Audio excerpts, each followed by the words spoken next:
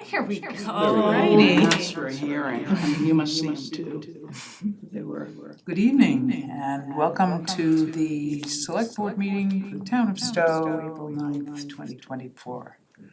Our first order of business, public comment. If anyone has comments on something not on the agenda, you may speak for up to 2 minutes. Please raise your hand, real or virtual, so I know you would like to speak. Seeing none, we'll move on to board member comments. Do we have comments from the board? Hector? First to acknowledge that it's our town administrator's birthday today. Oh. Happy birthday. Thank you. It's on Facebook and it's open public knowledge. And also to acknowledge that this is Neurodiversity Month and encourage everybody to go out and learn more about how we're all different. Okay, Denise, do you have a report? I do, briefly. I would like to thank the Facilities and Highway Department for their work at the Randall Library to get the building prepped for construction. They've been doing a ton of work over there, so we really appreciate that. I would like to give a huge shout out to the staff of the library for Library Appreciation Week. April is National Volunteer Month. I would like to thank all of our volunteers who volunteer in our town and throughout our community.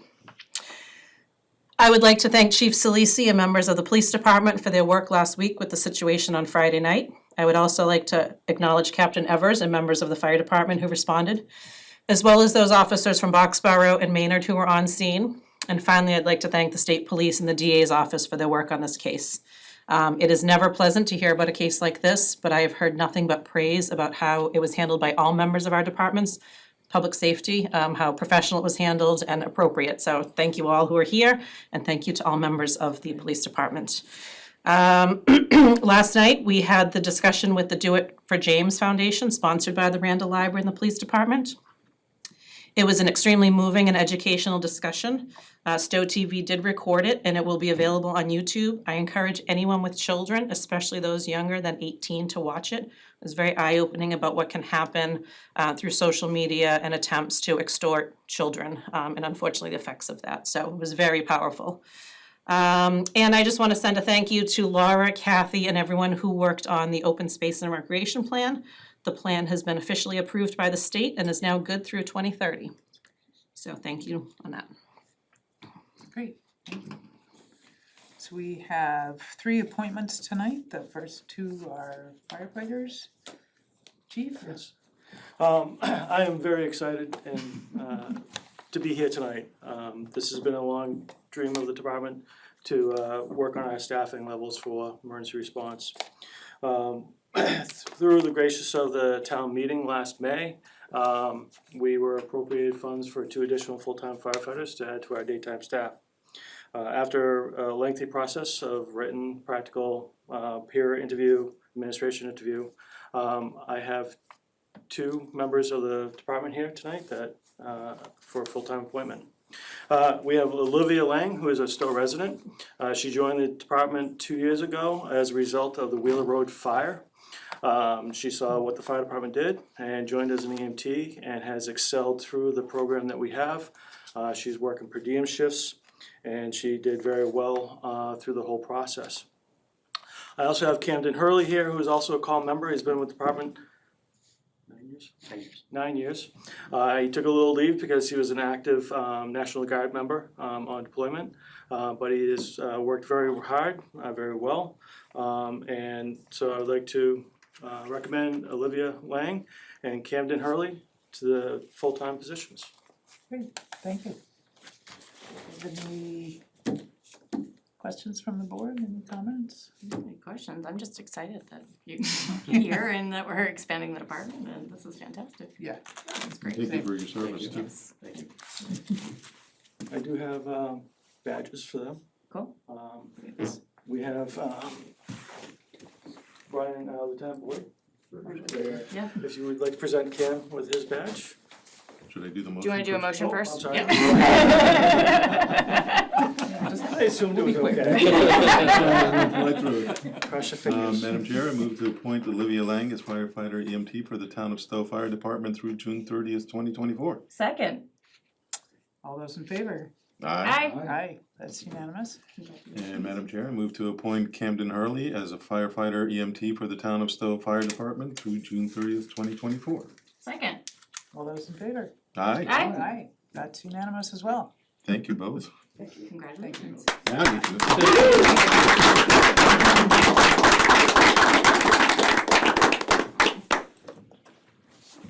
Lots of kids.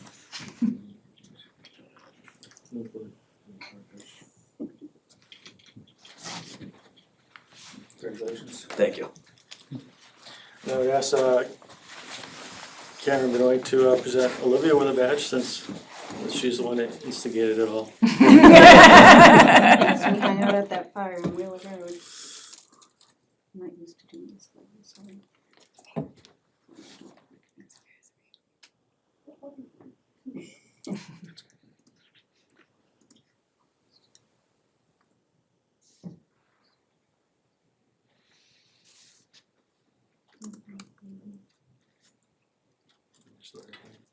Okay. Congratulations.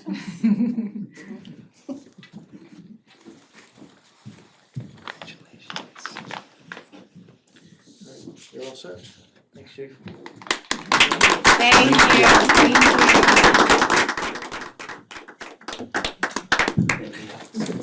Thank you, sir. Thank you.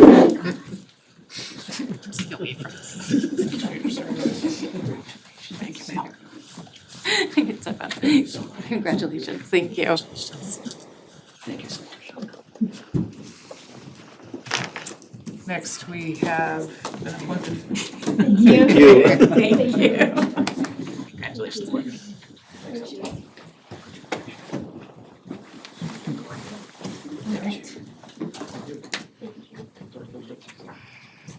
The call didn't go off. I was trying to time it for the telecast. Thank you all. Thank you. Thanks, Chief. Maybe one more minute and then you want to go on. Okay, next we have an appointment of Meredith Wood to the Stow Cultural Council through June 30th, 2027. No, I don't expect Meredith on, so this is a reappointment. Meredith has been fantastic in this, in the Cultural Council, so we're excited that she has to be reappointed. And she mentioned they're down on their numbers in her request to be reappointed, so we Yes. still could use at least one member, right? We need at least one member in order for them to take action this year, so Ah, they are required by the state to have 5 voting members, so we are down to 4. got it. I'm sorry, yeah, 4. Okay, I'm ready for a vote. Madam Chair, I move to reappoint Meredith Wood to the Stowe Cultural Council for a term ending June 30th, 2027. Second. Any comment or discussion? All those in favor? Aye. Aye, that's unanimous. All right. Now we have our Honorable Representative Kate Hogan to give us an update on the state. Thank you, Gordon. The state of the state. The state of the state, or the state of the district is probably the most appropriate way to say it. Hello Hector, Megan, Denise, and JT, I'm delighted to be here. And I thought our senator was going to be here, but somehow things beyond control, and he will, I'm sure, appear and discuss matters of budget at some point in the next month or so. So the FY25 budget is getting underway on Beacon Hill. We're writing amendments now as we speak. And we have already seen the governor's proposed budget. We have chapter 70 at about 13 million.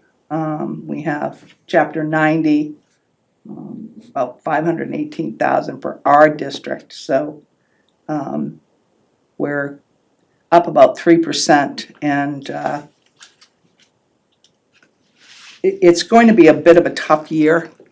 We know it's been 2 wonderful years in terms of ARPA funds. Stowe has benefited greatly from ARPA funds.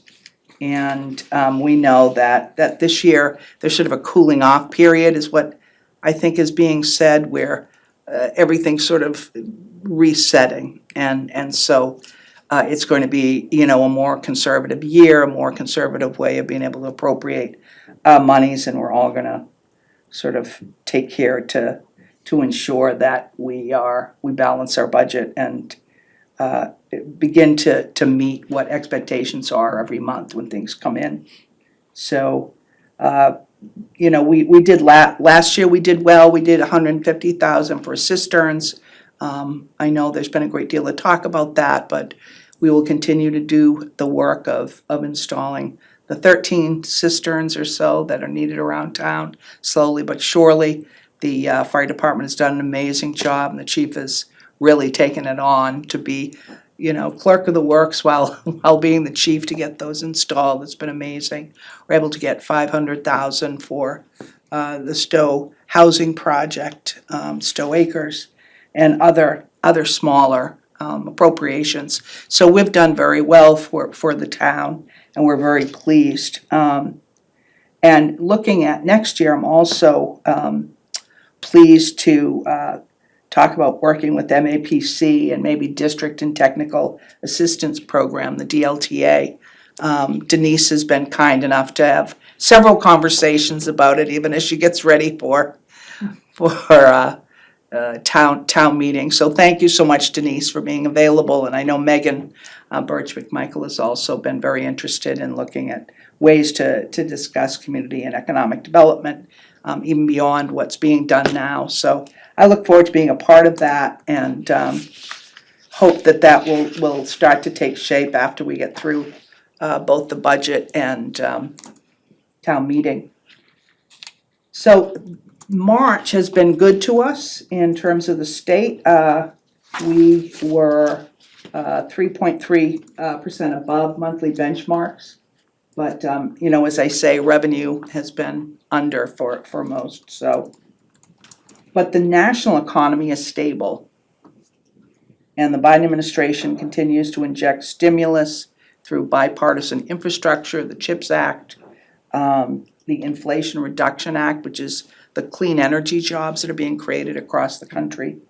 So, you know, we continue to feel the effects of that in terms of job growth and economic infusions into the economy, which makes us feel like we're just, in some ways, Massachusetts is always a little ahead in these areas. So we're sort of seeing where it's starting to cool off, but we're not overly concerned at this point. But we're being as careful as possible. But during the last year, or during this session, we have enacted some important legislation. I know that after our farmers experience significant crop loss due to severe weather, the Healy administration allocated $20 million to impacted farms. That's been very important.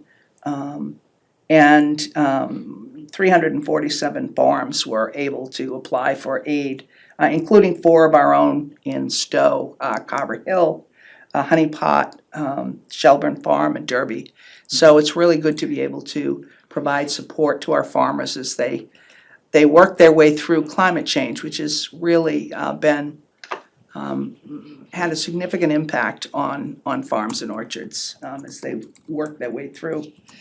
We also have a supplemental budget bill that includes monies for emergency shelters, but as well as funds for the free school lunches, which will be continued through and made permanent, an extension of the pandemic era measures like the hybrid participation in public meetings, the electronic notarization, outdoor dining. And I don't know if the Senate is going to go with the to-go cocktails, but those are part of it. But I don't know why they wouldn't, but there you are. The House has recently passed some spending bills as well, including a bill to make Massachusetts more competitive when bidding on federal infrastructure grants. We just leverage interest earned by the stabilization fund. Sort of boring, but it's important. And we also passed Chapter 90, as I said, $200 million, and we should do well in Stow by them. Some of the bills that I'm working on, my own personal bills, the Mass PFAS Act, as everybody knows, we have been working on that for the last 3 or 4 years. We have it, it's done, it came out of a a task force, and we're still working in real time with what's going on, also with, everybody from activists to business, to see where we come to the middle to begin to create a four corners for dealing with it. And we also have passed, the House has passed a long-term care bill, which is very important to improve quality and oversight of long-term care. There's a gun bill that has addressed ghost guns, red flag, empowers district attorneys to pursue harsher charges for gun violence and makes it more difficult to carry guns in places that are not necessarily the places you want someone to have a gun, for polls, schools, businesses of a kind. There's a bill to modernize laws around abuse and exploitation. And the Workplace Equity Act aims to strengthen our Equal Pay Act, which was passed in 2016, and now we're looking to sort of back it up. Paid time off for voting, and removing outdated and offensive terms related to disability from general law. That was just passed last week. So aside from that, it's been really interesting. I'm sitting right now on a commission that I was able to pass last year, which is the Commission on the 21st Century Agriculture. We just got finished at UMass Amherst dealing with the Extension Service, how they can provide and better provide for our farmers in terms of what they know, how they educate, and how they outreach. And we're excited to think of what we may be able to put together for recommendations, and more importantly, what we'll be able to do as we move forward. So also have been spending a lot of time speaking with members of the administration to let them know who we are in Metro West and 495. I think sometimes we get lost in the geography of who and where on the map, and we need to be better and more assertive, I think, of letting people know who we are and what our needs are. So I've been trying to do that over the last year or so, and have met with many members of the administration and many of the secretariats, and look forward to meeting, for instance, Secretary Tibbetts not on the importance of our region and economic development, but more importantly on transportation, as she's that secretary, and we'll continue to meet with folks. So that's sort of where we are. We're getting ready again for the budget. Amendments will be made. We'll see where they go. I think it's going to be a very conservative budget, but I don't think that anyone is feeling that there's concern. There's just caution, and that's where we're going to go with the budget this year. And we're hoping there's going to be a healthcare bill that comes up, that there'll be another energy bill that comes up. That will be important as well. Hoping the PFAS bill comes up, and several other important pieces of legislation as we get close to the end of session. So but thank you, everybody, for your time, and if anybody has any questions, happy to Thank you. try to answer them. Thanks. Thank you. No questions, all right. Thank you so Well much. said. All right, we're good? Thank you very Thank you for much. your time. Absolutely, and we will see you all at town meeting. Absolutely. Right. Take care. Good night. You too. Thank you.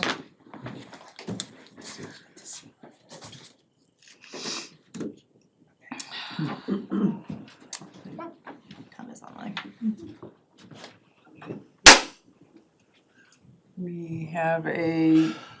Next we have a request for a one-day liquor license from St. Isidore's Church for trivia night on April 26th.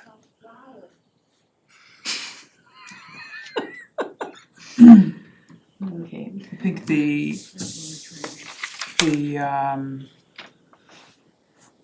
permit application is essentially in order, right? Yes, and we have Tom Spataro here who's Oh, to great. answer any questions you may have on behalf of this request. Hi, Tom. Hi, folks. Would you Thanks like for your to, time. Sure. would you like to say a few words to essentially advertise your event?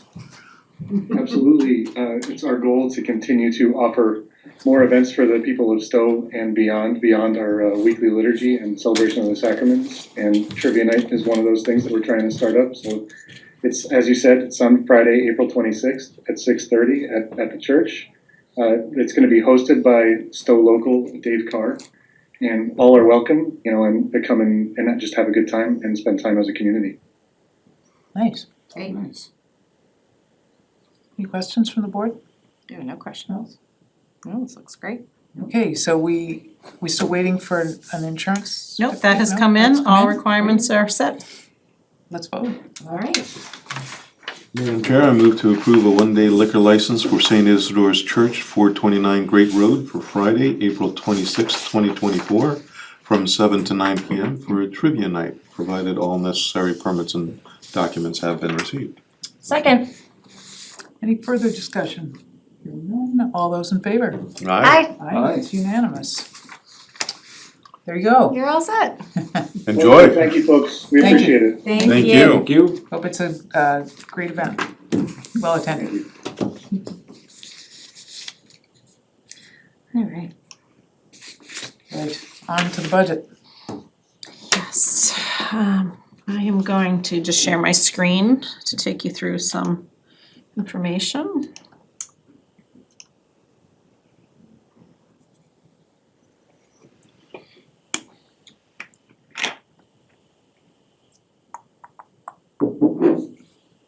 Eventually. There we go. So this was in your packet. This is, you should be used to seeing the spreadsheet. It's a summary that I put together every year. The full detail of the budget, my budget recommendation, is in a book format, which was also attached to your packet. It is available on our website under the town administrator page and budgets, so folks can see the entire departmental requests, all the information that we put together, my recommendations, capital requests. But I will just take you quickly through the revenue, and then we can talk about the expenditure side, and I'm happy to answer any questions that you have. So the top column is sort of a summary of the categories of revenue, so I'm gonna skip that and just move down a little bit. If I can, there we go. So, oops, there we go. So property tax, you'll see under our, sorry, there's a little bit of a lag time. So under our Prop 2.5 levy limit, we're at $32,049,607.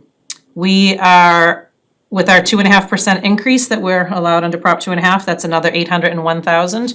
And then the assessor's office is estimating new growth for fiscal 25 at 350,000, which you'll see in fiscal 24, we had estimated at 250 and the actual new growth was 257,000. So they were pretty spot on with where the estimates were.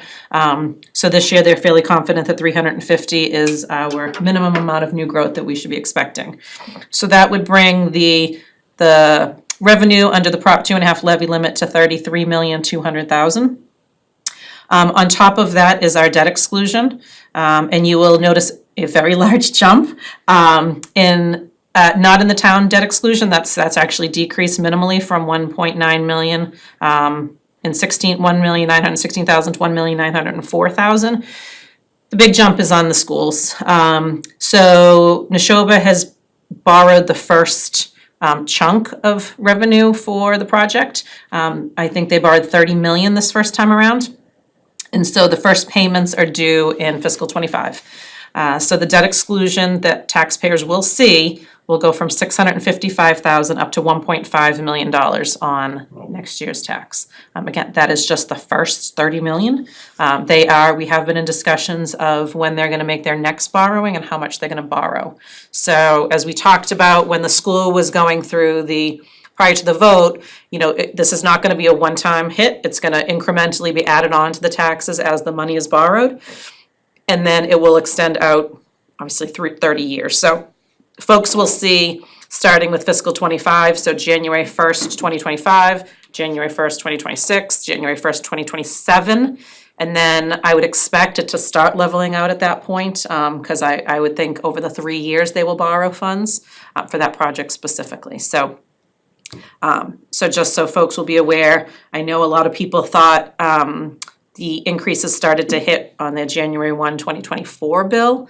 There was no added debt. That was all based on the assessments in town. The assessments had dramatically increased over the last year, and that's what drove the increase in taxes. Next year, there will be an increase because of the debt exclusions. So that's where that item stands. So we'll have approximately $36 million what we'll collect through taxes next year. In addition to that, we have our state aid, as Representative Hogan just mentioned. We are estimating about 2.5% increase in state aid, which amounts to minimal on our, based on what we receive.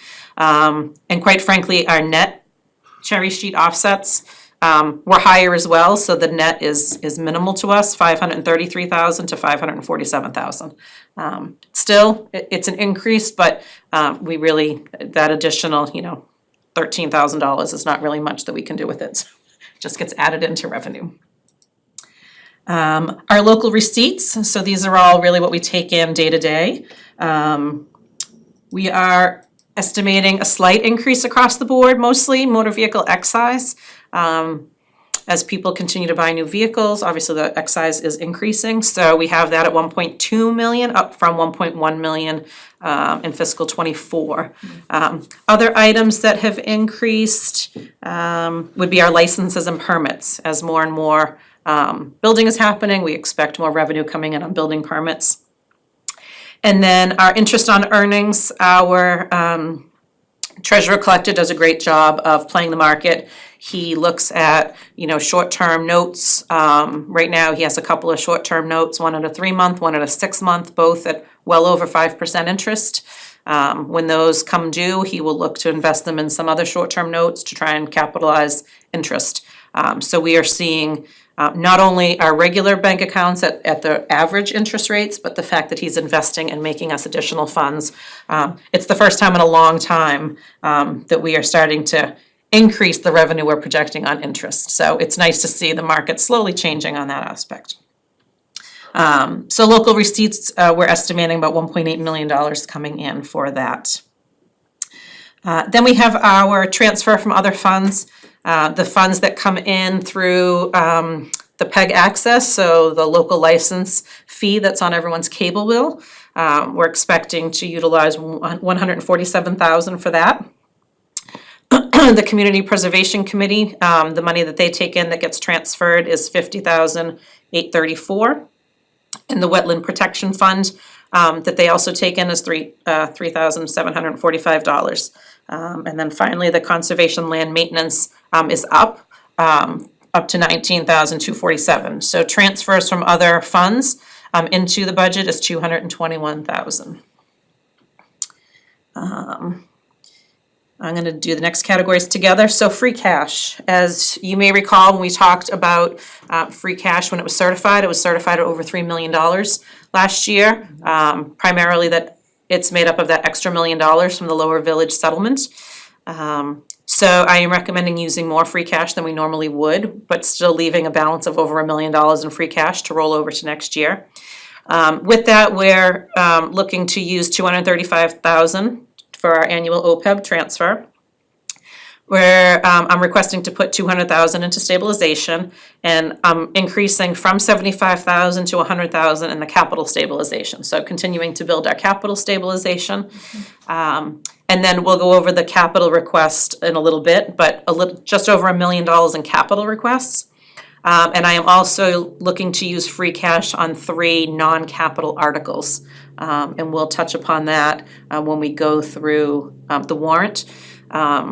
Because we had $3 million and we had a lot of capital items, I wanted to find creative ways. So I've taken some items and are paying them through ARPA funds. We're taking some through free cash. I'm recommending we borrow one. And then we still had some healthy free cash. So I decided to, instead of taxing the taxpayers, we will take a couple of articles for free cash to, again, continue our operations. When can I Whenever. proceed for a question? Whenever. I'm I'm happy to see the increases that you're presenting, and I think they're important. Is it possible to do with those lines, as our treasurer has done with others, to see if there's a way to increase the interest by moving that money in an investment aspect of things, or? So it's all cash. So there's no way, I mean, our stabilization funds are invested in ways that we legally can. Same thing with our OPEB trust. Right. So those are all invested.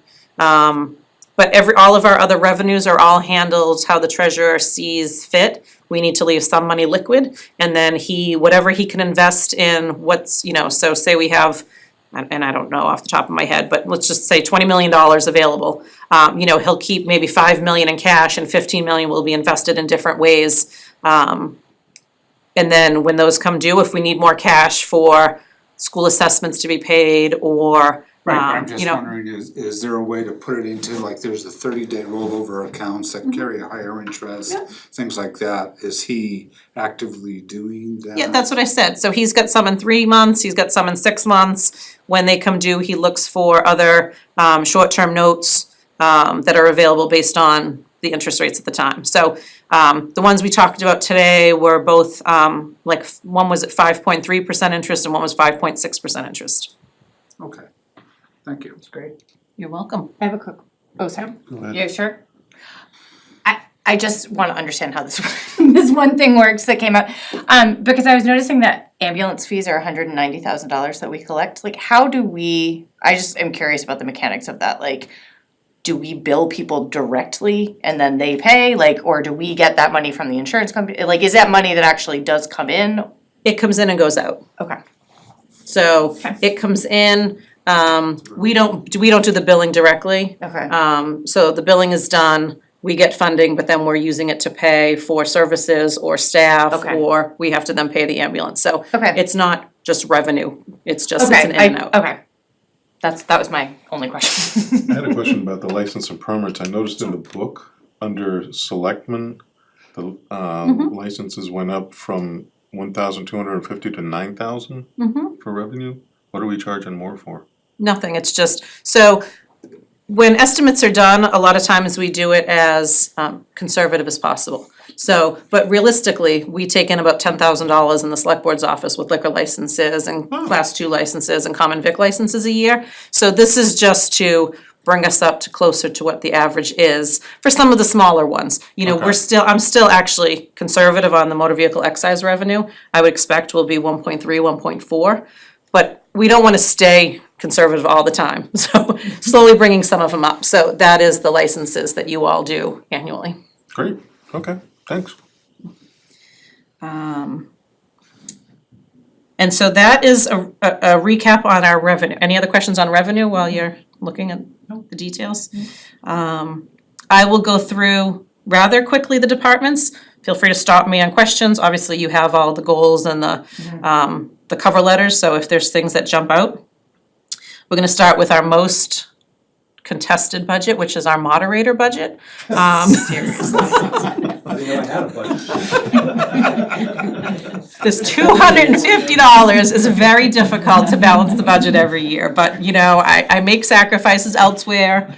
So our moderator budget at $250 covers their moderator association and a conference for actually our deputy moderator and our moderator.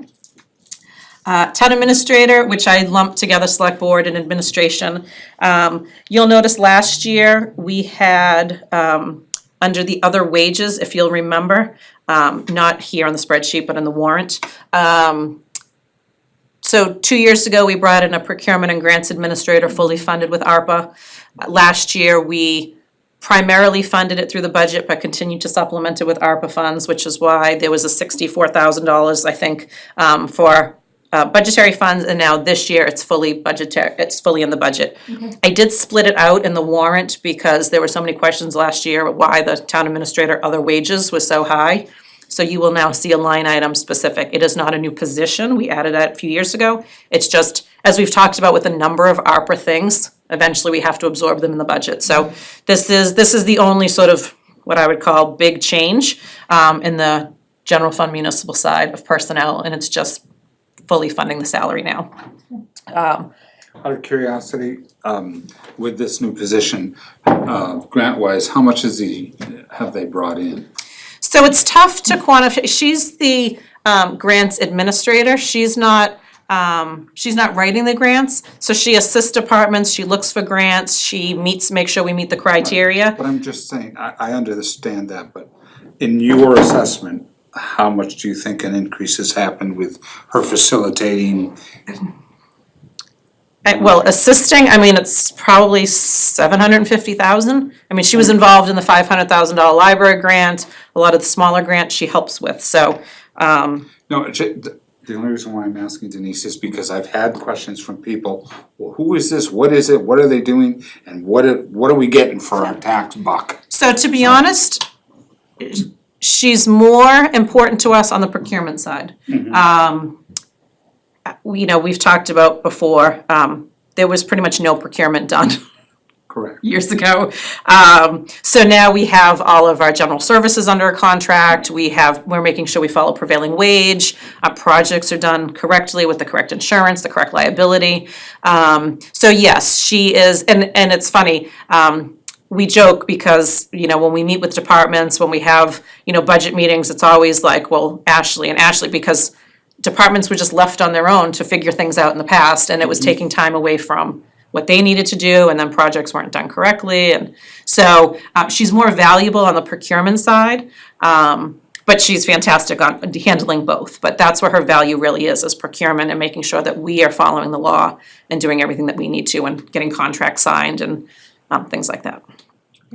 So would it be accurate to say that she is, basically you've just taken part of the workload for yourselves or the other department heads and put it in an individual who is Yes. specifically for that and trained for that? And Yes.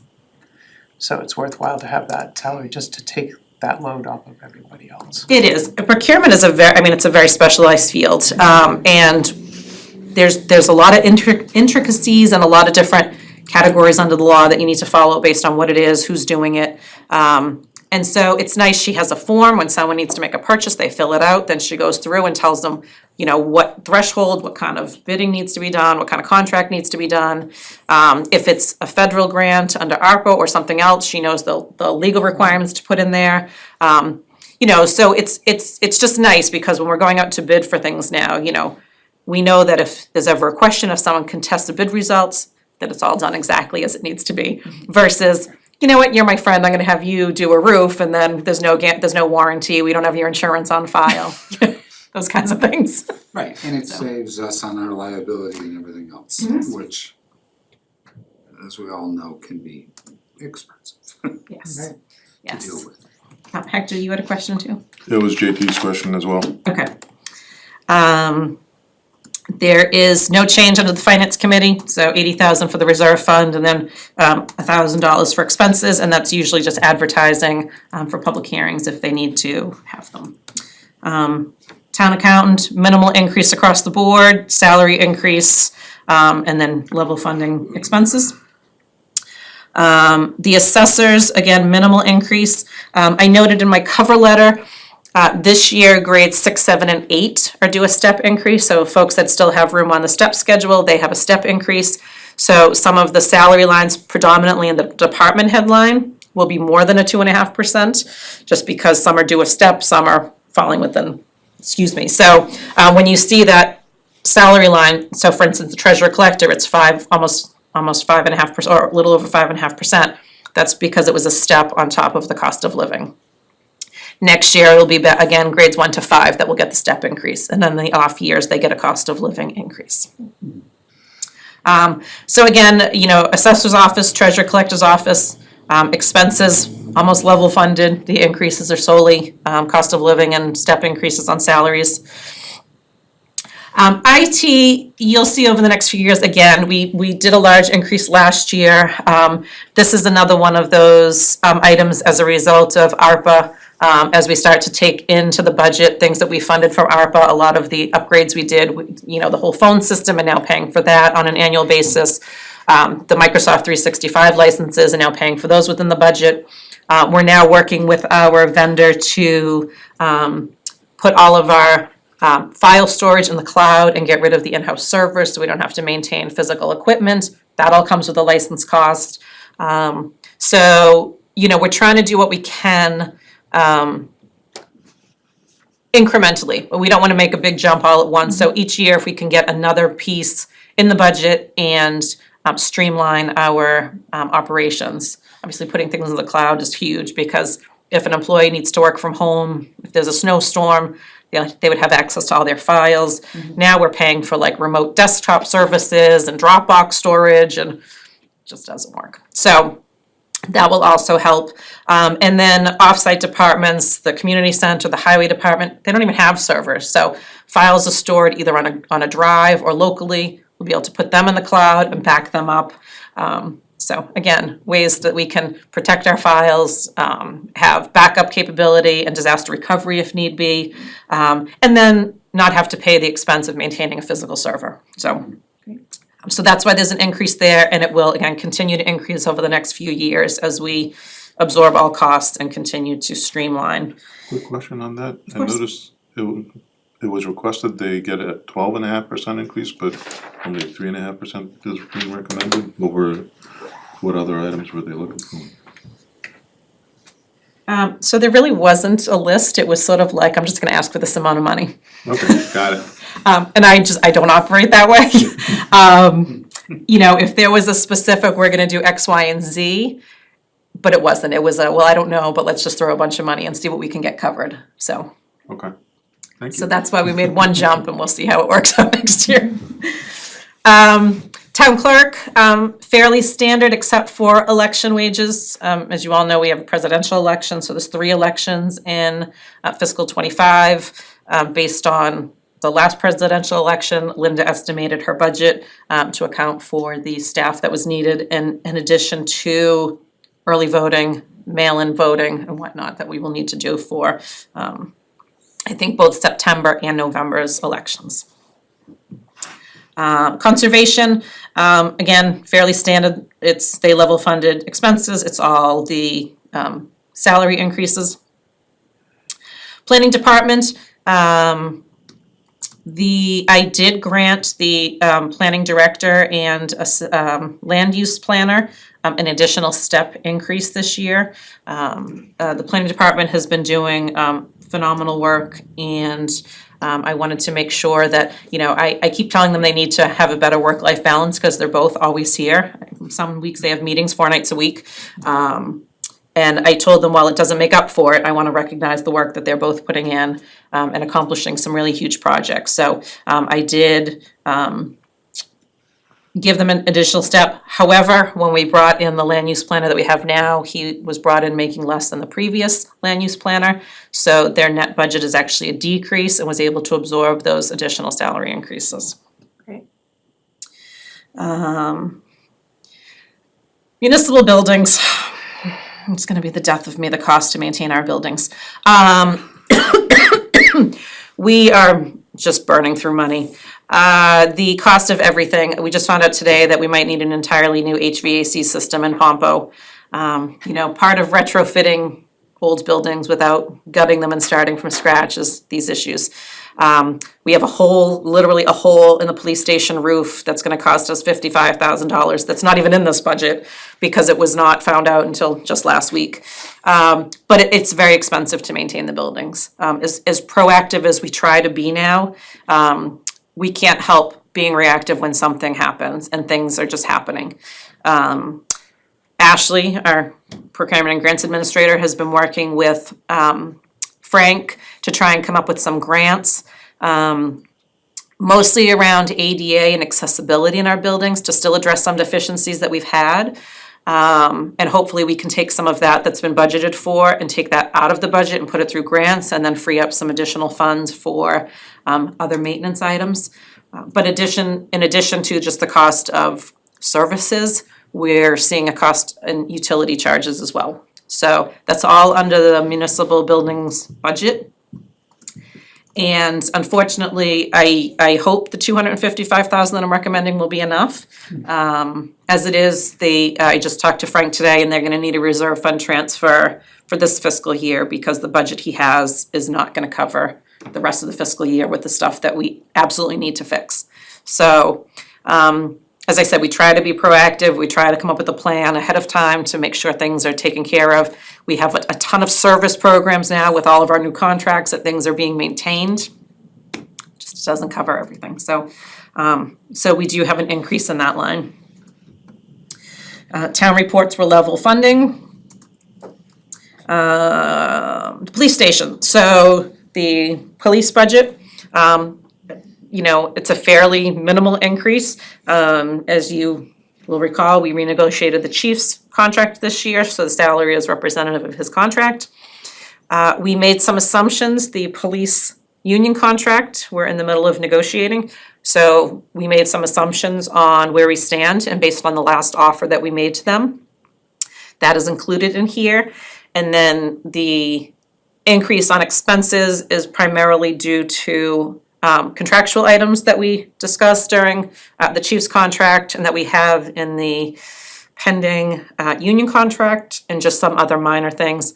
Again, vehicle maintenance has been a huge thing across the board, so costs have just continued to increase. But still, he stayed under 2% for an overall, actually, my apologies, he might have been right over that, right? 2.5, 2.5 exactly, for his increase. 2.31 is where he came in. The fire department, same thing, fairly standard. The increase on his expense side is primarily due to adding 2 additional officers with their clothing allowance and the benefits that they're entitled to. So nothing out of the ordinary there. Building department, primarily salary increases. There's a decrease on the expense side. He normally budgets for some code books that are fairly expensive, and they're not coming out with a new one in fiscal '25 that he was expecting. So we were able to cut even from what he requested down because he would not be getting that new edition of books. The highway department, we talked about this a lot when we were talking about consolidating highway and cemetery. The highway side is seeing what I'll call the savings for sort of reorganizing with a superintendent and a business manager instead of a superintendent and assistant superintendent. So the savings in the wages line is just that difference. Not funding an assistant superintendent, but increasing a salary for a business manager. Snow and ice, I knew I jinxed us last meeting when I talked about it. We are level funding it at $200,000, but I do think at our next meeting, we will have to take that vote to overspend the snow and ice line. They put in a bunch of overtime last Wednesday night and Thursday, so I do think we will have just exceeded our snow and ice budget for fiscal '24. Almost made it, but I am gonna keep it at 200,000 one more year, and I would expect in fiscal '26 that I will increase that, again, just to every 4 or 5 years to increase that so that we're not having to cover. This would have been the first year in many, many, many of my years doing finance that we would not have had to backfill our snow and ice budget, but can't help it. So the highway and grounds, again, overall is a decrease in their budget. Cemetery department, I am not recommending backfilling the wages line, which was the summer help that we brought in. With the consolidation, we now assign highway staff to go to the cemetery and do cemetery work to help the supervisor there. So if we need additional help, we just reassign staff. Again, more savings from the consolidation that we talked about. Health department, the increases in the health department are based on the contract that we pay to the Neshoba Associated Boards of Health. They take a vote every year on their budget, and they voted to increase costs on their end. So that accounts for the increase in wages and the expense line is based on their contract. Since we're on the Board of Health, I will just touch upon, we're dealing with some issues around animal control. I think you all remember last year.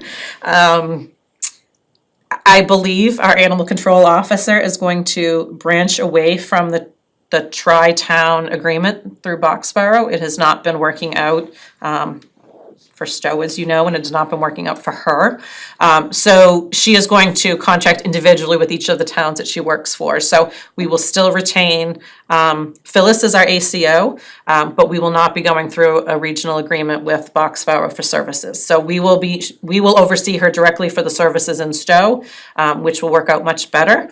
And then depending on her comfort level, I told her I would be willing to take over an agreement in the future years, a regional agreement, whether it's the same 3 towns or whether it's for the 6 towns or so that she works for in total.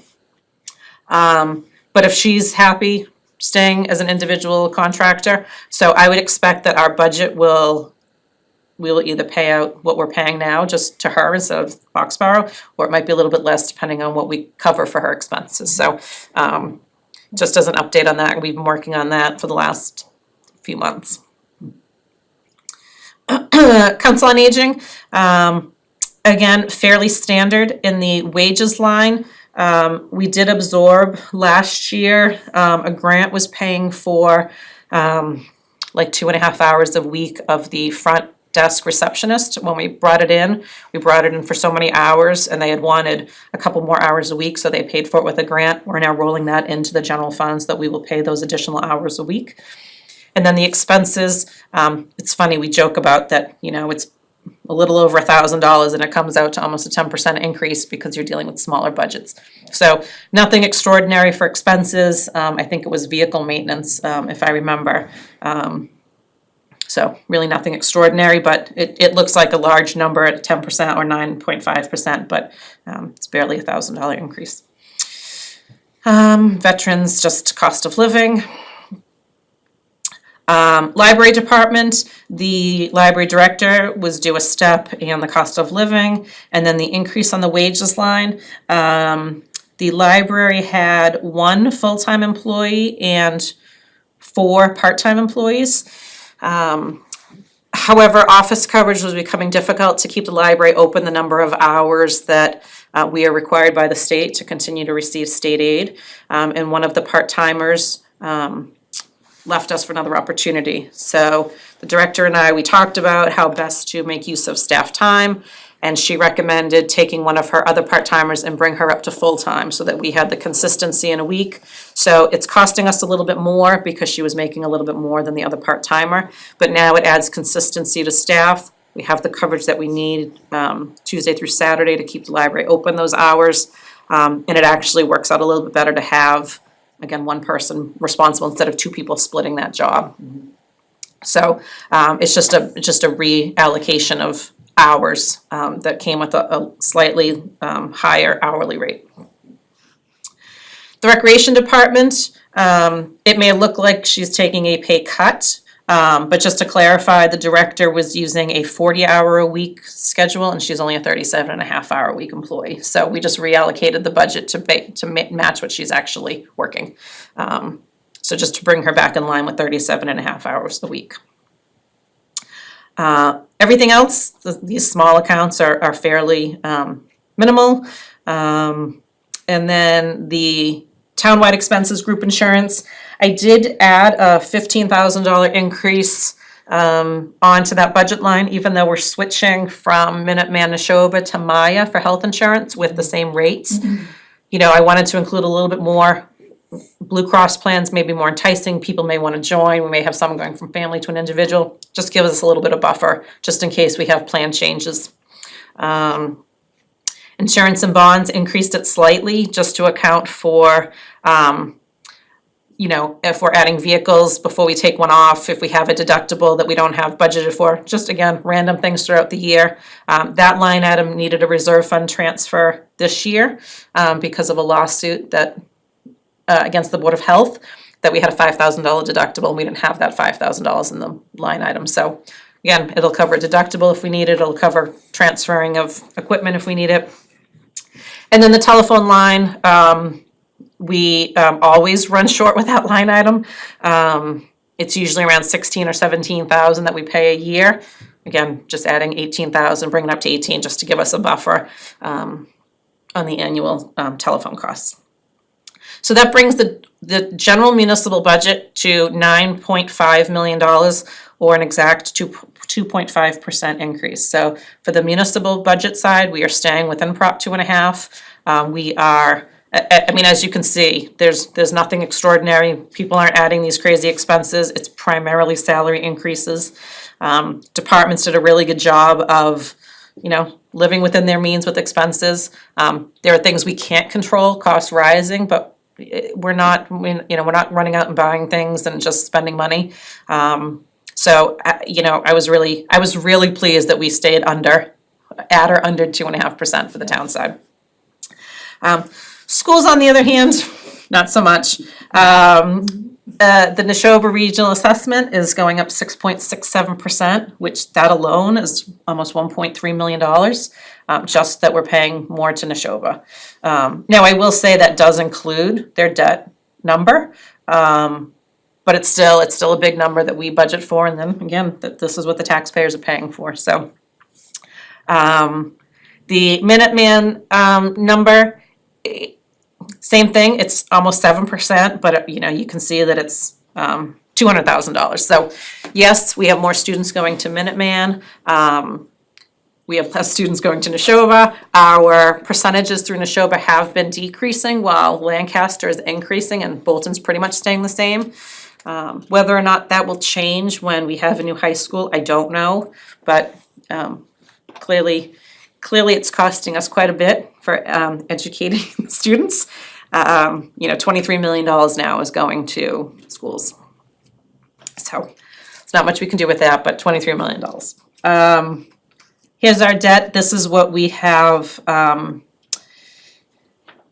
both exempt and non-exempt. So the $1.3 million is part of the debt exclusion, and $210,000 is non-debt exclusion debt that we, borrowed if we borrow vehicles or whatnot, and then we include that in our budget. And then the interest, so almost $600,000 for the interest on long-term debt, that's excluded debt, and then the non-excluded debt, which again is inside the levy at $40,000.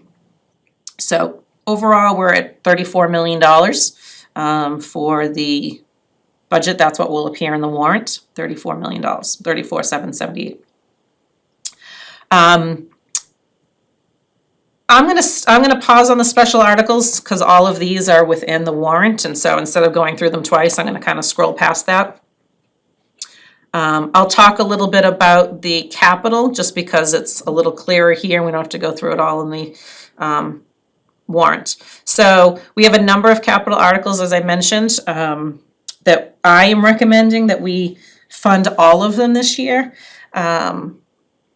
Because we have the additional funds, you can see a lot of them are equipment or updates to buildings. At some point, we either need to buy the equipment or we need to make these updates. In my opinion, it's not worth pushing them off to then have to figure out how to fund them in the future years. We have the money this year.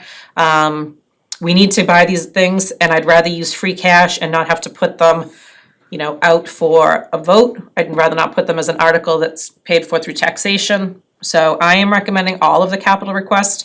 I do feel that there's merit in all of them. There's some question around the 2 assessments being requested for the school, one for Center and one for Hale. Last year, if you'll recall, the school went through the process of contracting with what they call a house doctor. So they have someone in-house instead of needing individual consultants or engineers on specific projects. They have one company now. But in order for that company to then make recommendations, they need to do an individual assessment of each building. So this would have the company do the assessments and then be able to put together a 5, 10, 20-year plan of replacing items. Trying to be proactive. So I am recommending that we fund those because I think in the long run, I think it will give us more information and allow us to plan better for when they're going to be asking for things. The school has not been great in the past about giving us a 5-year forecast. They did now because we put it into the regional agreements. But it was a lot of times it was a wait and see what we get for requests that year. And then we'd be like, oh, now you're asking for $1 million and we just weren't planning for it. So my goal is through these assessments to have better planning and forecasting ability for what their needs are gonna be. Body worn cameras, we've talked about this a little bit. We had a grant last year. Unfortunately, we had to give up that grant because we were required to have a contract with a union agreeing to the cameras that we were not able to do. Now we have another grant. This other grant is a federal grant that requires us to have a policy, not a contract at this point. So the chief is working on negotiating a policy, and then we will discuss through contract negotiations the effects of that policy. But we need to come up with a match to the federal grant. Originally, our plan was to use ARPA funds, but you can't use a federal grant like ARPA to offset a federal grant for cameras. So this is the cash match that we have to put up in the event that we're able to come to contract terms on cameras. And then lastly, the cruiser for the police department. I know there was some concern on capital planning. The difficulty this year that we're seeing across the board, which you know that we've been having difficulty, but it's the wait time for vehicles. And currently there are no hybrid police cruisers available anywhere.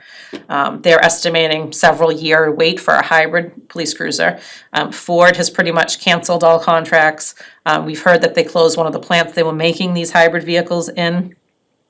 And so the chief and I met, tried to figure out a solution to try and be more efficient because capital planning had some difficulty with a gas-powered vehicle.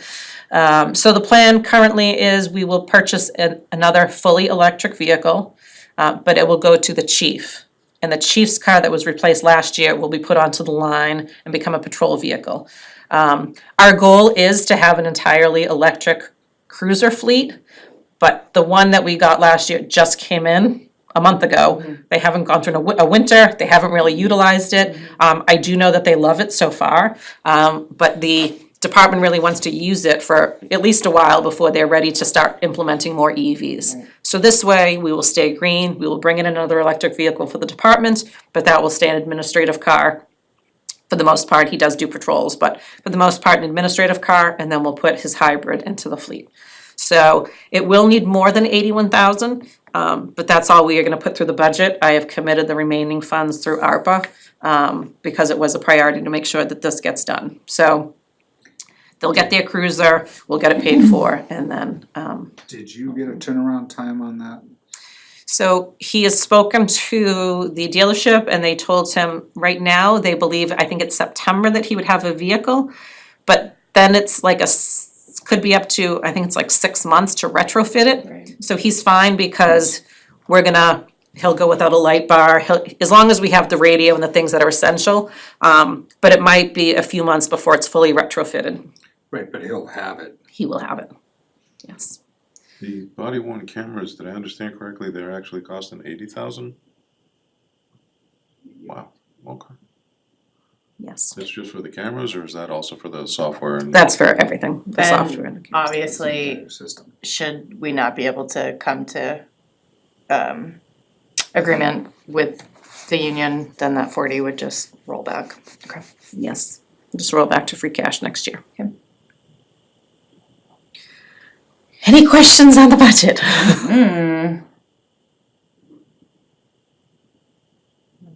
That's a lot of money. Yeah, I wanna say good job to everyone for being so thoughtful about, like for all of the departments for being so thoughtful about how they are spending taxpayers' money on what they're doing. I don't think that's done in every town, and so it's really impressive to come to this meeting and be like, oh, everyone's really paying attention to the money that they're spending, so. Yes, and I would say rest assured, and Erin can attest, because it was like her first week here for budget meetings. You know, even with minimal increases, I still grow them on every single thing they're requesting. Sure. We still talk about what they need, what they're spending. If they're not spending it, I don't just budget for it. So, you know, they really need to justify why they're requesting what they're requesting, because it is taxpayer money. It's not a free-for-all. It's not, you know, just because you want it, you're gonna get it. You know, there's not a lot of cuts, but even you'll see, I think there's one or two that's even like $100, because when we really talked about it, we're like, do you really need that? Like, no, but we just figured we'd add some extra. Nope, taking it out. So we meet with every department and, you know, we really go through their budget line item by line item. So, and I agree, I mean, really, everyone did a great job. It's, I know last year we were up percentage-wise, but we made some changes with personnel, we added some positions, firefighters, police officer. You know, I really do think that we are level with personnel. You know, in the future, could we look at bringing in like an in-house engineer instead of, you know, contracting out every time we need engineering work? Yes, but we're not there. So, you know, we're good. Things are really good. We're, almost all of our positions are filled. We have very few vacancies. So, no, things are going really well. And kudos to you, I mean, for Yes. taking the time with every department to go line item by line. Yeah. I can tell you that is not the case in others. So I appreciate the time and the effort that you've put into it as well. I think you've been creative with it as well, which is always interesting. Like, you do a great job with this, so thank you. Thank you. Thank you. On to the town meeting warrant. Yes, please. Absolutely. And I will share my screen as well, just so we can You go guys through are it. here. You're waiting patiently. So there is one small change to the warrant that you have, and it's a removal, and I forget the article number, but it was a bylaw request, it was in the 40s. It was a bylaw request, initially by our moderator, and then he has chosen to remove that this year. So we are currently at 51 articles, including the election, instead of 52. 49 went away. Thank you. So the draft warrant is also available on our website. It can be found in your packet, or it's, right now, it's under the Finance Committee meeting for Tuesday, April 16th, because that is their public hearing on the warrant. So the draft is there as soon as we go through, as soon as the Finance Committee updates their report, which I expect them to do on Tuesday. I'll post a draft more formally until we get town council's review. And then obviously, once you vote it on the 23rd, it'll be posted formally and it'll go to press the next morning. Right. So, let me open this up.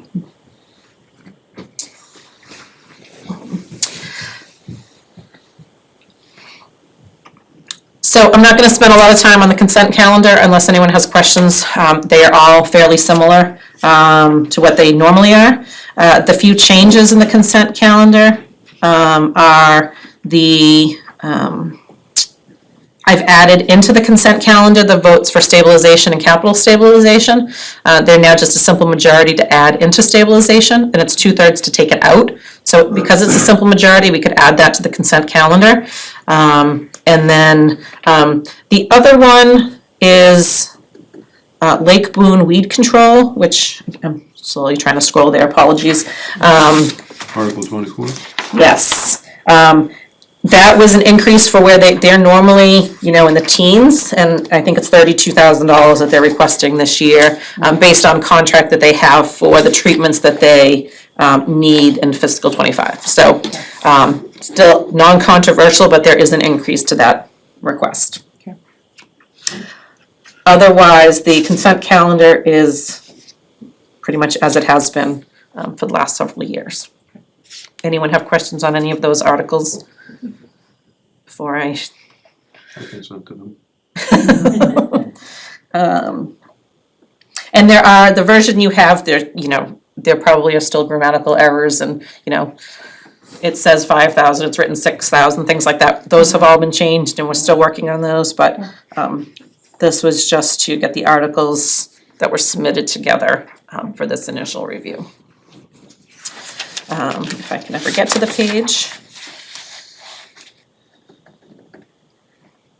Maybe I shouldn't even bother screen sharing. This is painfully slow. The first article after the consent calendar is capital. We just went through those items, so I don't know, has capital, have you taken your votes on recommendations? So they'll take their votes at some point between now and town meeting. I usually, It's gonna be the 17th, is what it looks like, Wednesday, okay. 17th. I normally don't find out ahead of time what's being recommended, but If it is and they have recommendations, I'm happy to print them in here, otherwise we can continue with just verbal recommendations from the Capitol on town meeting floor. One item we did not talk about when I went through the Capitol is the one item I'm recommending for borrowing, and that is replacing the 2000 fire engine. The fire chief is recommending a pumper tanker engine, which will hold 3,000 gallons of water, and that comes at the cost of $990,000. I am recommending to borrow that. I'm not recommending to put that out as an exclusion question, so that would be borrowed within the levy and not added on top of the levy to as a tax to taxpayers. Further information, if people wanna know, that is probably our oldest vehicle in the fleet. Yes. And that thing has been, to say it's been nursed, is an understatement. Quite frankly, from capital planning, when we saw the repair and everything else, and I was looking at it, I'm like, my first question was, is this thing even safe to be driving on the street? It's, you know, but it's much more versatile than the one that we actually have right now, Yes. which also is a real plus. So just so folks know, the fire department really did do their homework on this. Yes, and it will hold quite a bit more water, if I recall, than any of the vehicles we have It now. definitely does, yeah. It more than doubles. Yes. No. I'm sorry. I said, which is great since we have no fire hydrants. Exactly. So to be able to be on scene with Right, water is right. very important. How does that play off with the fact that we're getting all these cisterns put in around town? So it's still, it still takes time. Cisterns are not, they're still neighborhood based. So for instance, here, there are no cisterns around. They are looking to put one in at Town Center Park for this area. But God forbid there's a fire here, they'll get here with the tanker and start putting water on it before they can get there, tie into it, run the hose down here. So it's that immediate response and to be able to have water. It's still, the cisterns are still needed because like anywhere, you'd still need the hydrants. But it's just that immediate response will be bringing water while another truck goes and gets the cistern and connects to it. So hopefully we don't have fires in town. But if we do, we have an immediate response while they're waiting for. And, the fire department does a great job even with fire ponds and making sure they're clean and dredged. But they could get to one and there could be an issue, it could be clogged, there could be weeds, and then, they have to figure out an alternative water source. Again, this puts water on it much quicker while they then connect to whatever local sources nearby. That's great. So we're not doing that now? We are, but on a much smaller capacity. Okay. So, for instance, the Wheeler Road fire that we had a few years ago, they had to have tankers from other towns be bringing water because we didn't have the capacity. And from the fire pond, I think it's a fire pond there, up the hill, it was just trying to get water quickly up there was difficult. So we rely on mutual aid for tankers to bring water quicker than we can get them from local sources. Not just the tanker, remember, this is also a pumper, which will Yes. now allow, like Wheeler Road, part of the issue was going up that hill and everything else, trying to get a pumper that was going to work to be able to get the water to the site. This will allow that. Okay. Yes. And as with everything, there is obviously a delay. The 2000 engine is still running. So the goal would be, we get this in the pipeline, they start building it, by the time it's available, hopefully the engine lasts that long. But those are the issues we're dealing with. We're waiting on the ambulance from last year, we still don't know when that will be in. That's the difficulty, and that's the struggle that I have when we're looking to fund things, is if we push them off, and there's a 2-hour waiting for them, and we have a vehicle that's only gonna last a year, well, I can't push it off because as it is, we're waiting 2 years, and we're taking a chance with our vehicles that are, because we run our vehicles into the ground. And so it's becoming more and more difficult to do that because of the time it's taking to replace them. So departments really need to be proactive, looking at how much lead time there is and when they need to request it based on the current useful life of their vehicle. Right, and the information that we got from capital planning with the inquiries is, that turnaround time is not gonna be shortening Yeah. anytime soon. So is this possible that it'll go up by the time we actually get the vehicle? No, because they're customizing a lot of it so that they will be able to tailor things. So if prices are going up, they might be able to use equipment from the current engine and move that over and retrofit it instead of outfitting it completely new. Okay. So they were fairly confident that this was a good number. And then one of the other capital items was $50,000 for rehabbing one of their other engines, engine 12. And that's pretty much a complete overhaul to then extend that life. I think he said 5 or 6 more years at least. It was gonna be a minimum of 6 Yeah. years. So, being able to do that to then, $50,000 now to then buy us 6 more years of an engine that's, again, we're talking $1 million vehicles. So, being able to put some money in and refurbish them and keep them on the road is important. Can I ask a quick question? Yes. There's no window there's no egress in the bunk room? There is not. Great. You know, it's a second story bunk room? Nope. It's just an interior wall and there are no windows. Well, it's a wall with no windows. So the only egress is the hallway, and if there's a fire in the hallway, there's no way out. That's fantastic, so. However, upon looking at it, the building is fully sprinkled and it meets all code. Okay. So capital is taking a hard look at that as well, especially if you look at the cost on that line item for one window.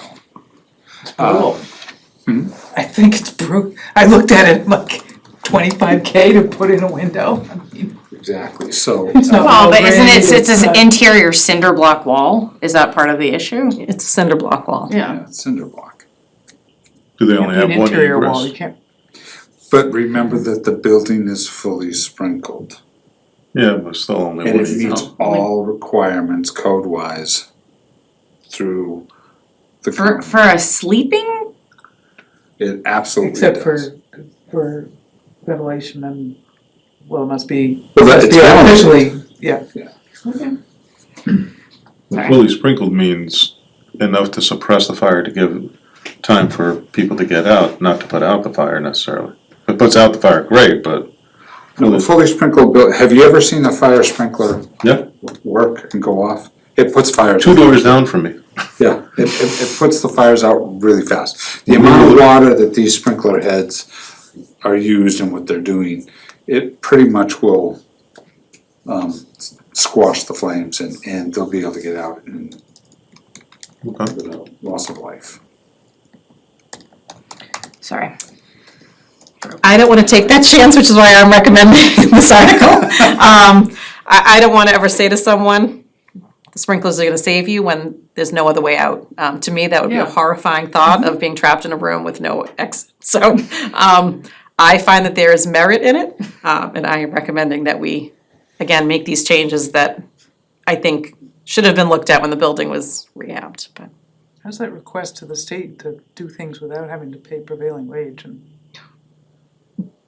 There's a lot still in they'll never eliminate prevailing wage, but there's a lot in the municipal empowerment bill that will make changes to procurement and purchasing, but they'll never eliminate it. And they'll never come up with a rural factor, which is what we've asked for. Great. We're a union state. Okay. Great. Any other questions? I know I didn't go over all of the capital items previously, but Articles 38 and 39 are the only two that the Community Preservation Committee are recommending this year. Article 38 is for additional funds for the Bird Meadow Housing Project on Red Acre Road. Red Acre Road, thank you. And the other article is for $4,600 to restore a portrait at the library. Can I ask, are you on SMOT or, so can you speak to what they, if this is okay, I know we have allocated a lot of money over the years towards this particular one. I just want So to there's, know basically what's happening with it. so there was a town meeting vote for 1.1 million Yeah. originally. Yeah. For the 6 units slated to be built there. Okay. In the intervening time, costs have Yeah. gone up. Yep. And so recent Okay. forecasts of the cost of building this project Okay. showed a deficit. Okay. A higher subsidy required, basically. Okay. And so the trust has also looked at ways to subsidize the project with their own funds that are already that they take in from developers that don't wanna build affordable units. Right. So there's I think another, I wanna say 200,000 plus in subsidy reserves? out of Okay. SMART's reserves. Okay. In addition to this, Which will just, I mean, there's a lot of time being spent on the RFP, just trying to clarify the complexity of ideas for the project, but also the funding, so. Okay. Is that- Thank you. Yep, no, that's great. I know that I know that there have been multiple articles over the years regarding this, and I guess I just more was like, what's happening with the project? Are we gonna get the houses? But if that's, Hopefully it'll issue an RFP this year. I would love that. That would be great. Thank you for that, though. That's my question. the next 3 articles are the articles I mentioned that I was requesting to fund through free cash as non-capital related items. Article 40, we talked about when we took the vote to go from Minuteman Neshoba to Maya. We would be responsible for the roll-off claims. Minuteman Neshoba hired an actuary and put together a formula to try and figure out what that would be. They have given us an assessment of $160,000. We've asked them, well, what if it comes in at $200,000? Well, they will bill us for the $200,000, we'll have to figure it out at that point. But they told me that they were very conservative in their estimates, and they feel that the numbers that they have allocated to each community should be more than enough based on the claims that we've incurred over the last year. And I asked, what if it's $100,000 and they will only bill us the $100,000? So we are setting aside the number that they have estimated out. The goal would be that we don't need it all, but we won't know until obviously the end of the fiscal year and see what kind of claims are coming in. There's been some discussion, Erin and I have had discussion, there's been discussion amongst the member communities if they are going to bill us in fiscal '24 because they are technically out of business on June 30th. So you'll see that this transfer, I'm requesting it to go to the fiscal '24 insurance account. So it will be in our insurance budget, and then if they don't bill us until fiscal '25, we will encumber it into fiscal '25. Okay. But because there is a possibility, which we do all think, that they will be billing us this fiscal year, we needed to have the money in this year's budget. Okay. Because otherwise we would not have it, so. So that is the first of the 3 requests. The next one is the Lake Boone Dam Project Manager. I think we spoke about before, I'm utilizing ARPA funds currently. I brought Bruce Fletcher in as our project manager to oversee the dam project. And so we're using ARPA funds. Again, the rule is we have to encumber the funds or allocate them through contract by the end of this year and then have 2 more years to spend it. Our auditors are recommending that we have it fully spent because of the IRS ever-changing regulations. So that's why I'm picking some projects and other items that we can attribute funds to. So because I don't know that we'll have that money after the end of this year, and we still have about 2 years left on the project, I'm requesting some free cash to be set aside so that we can continue to use them for him as project manager. I'll be honest, it has been invaluable to have him. The amount of time that I just don't have, and we don't have anyone on the staff that has the time or expertise to focus solely on that one project. So it's been great, and he has been doing a tremendous amount of work dealing with abutters. or one in particular, of the dam. And so to me, it is well worth having money set aside to continue having someone oversee such an important project. And he has all the knowledge and experience of years of service in town. Yes, yes, which is why I asked him. Good He's the call. first one that came to mind when I started thinking about it. The next one, comprehensive plan technical assistance. The planning department and board asked for some funding last year, which they did receive. And then they expected the remainder of the money to finish the plan to be received through grants. They did not receive the grant that they were looking for. We need to come up with additional funding. I'm requesting this through free cash. I consider it, even though it's not directly attributable to Lower Village, but because so much planning was in the Lower Village effort, dealing with the lawsuit, I'm taking that, I'm asking for that 100,000 to come from free cash to cover this. I do think there'll be some questions around why we need additional funding, especially for consultants.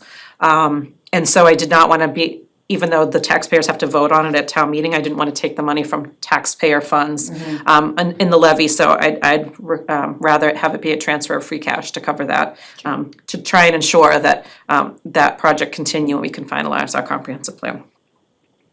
I'd like to say that I think the consultant is well worth it. They've been invaluable. They're Yeah. excellent. Good. Seeing all the work they've done so far, it terrifies me to think what would have happened if we didn't have. And from what I understand, the previous comprehensive plan did not have. Again, they have expertise and language and an Yeah. approach that Mhm. I don't think we would have had from within the town. So just very eye-opening for me.